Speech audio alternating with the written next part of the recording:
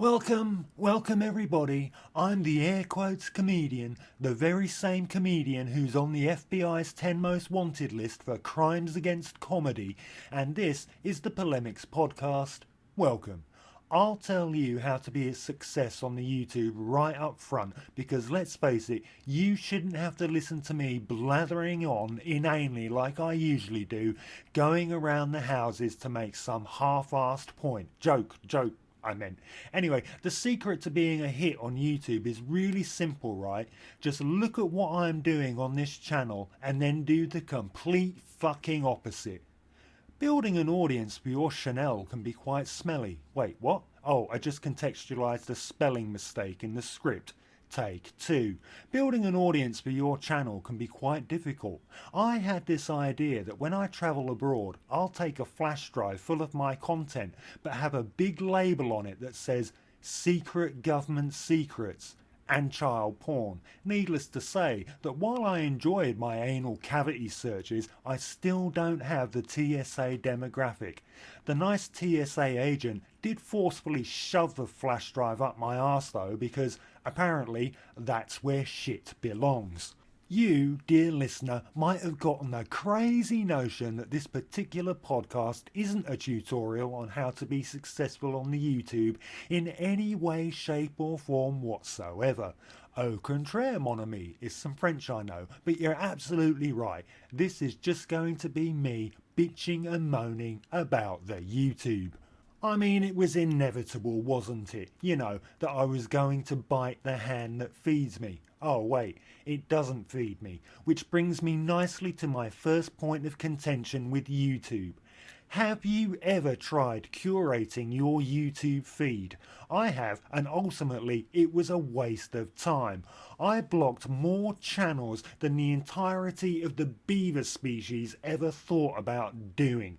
For instance, my YouTube feed is constantly recommending somebody called Alan Watts. I blocked that channel. What happens? My feed recommends Alan Watts again, but this time on a different channel. Who the fuck is Alan Watts anyway? From what I can determine, he was some smelly hippie who backpacked in the Far East and came back as some quasi-mystical Eastern philosophical guru.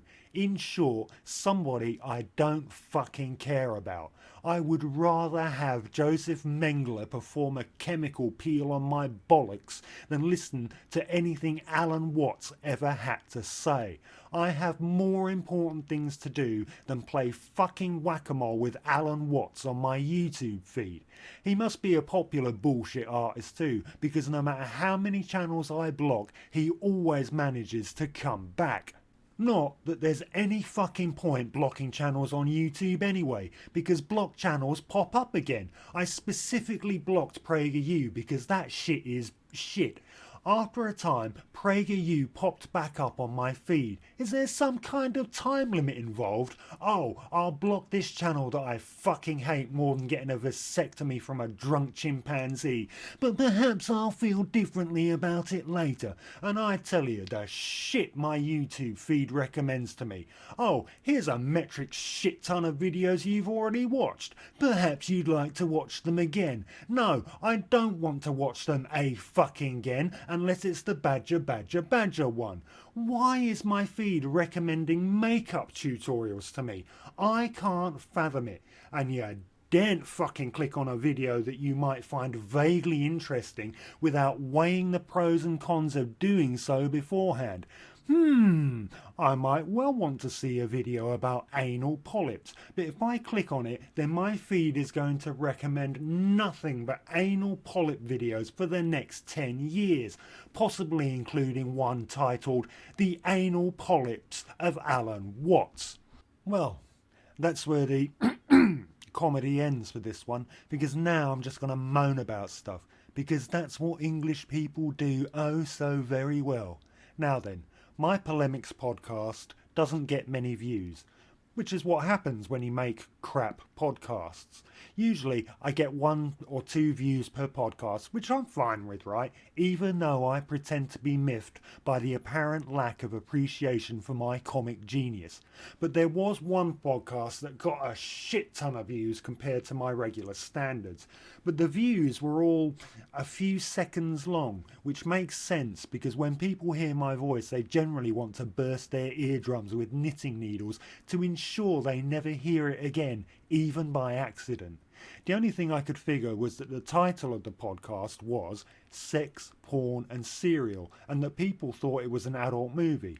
Who in the name of fuck looks for porn on YouTube? Sad people is the answer. So I guess if you really want to generate some traffic, make a porno and slap it up on the YouTube, or at least put some salacious words in the title of your video.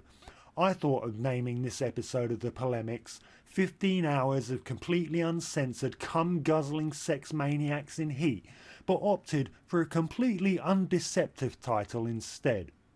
Speaking of calls to actions are when you're watching a YouTube video and they ask you to like and subscribe and ring the bell if you subscribe, leave a comment, fuck me, would you like a pint of my blood too, or my firstborn while we're about it? Alright, it'd have to be somebody else's firstborn because I'm fortunate and never had any Satan's own little helpers. It gets worse. Some of these videos have sponsors and some of the creators put the sponsors' bullshit at the beginning of the video, while the decent YouTubes put that execrable vomit at the end. Well, fear not, dear listener. You won't ever hear a call to action from me. No sponsor would touch my channel with a barge pole. I'd tell them to fuck right off if they tried, and I do all I can to try and make it so that no adverts have or will ever appear in my videos. I hate all that crap myself, so why would I torture my audience with it? I said that with a straight face. That was difficult to do. The fact is I wouldn't, because isn't it bad enough that anybody who accidentally stumbled upon my shit can't find the stop button fast enough? Anyway, that's it for this one. I'm going to play whack-a-mole with Alan Watts' anal polyps.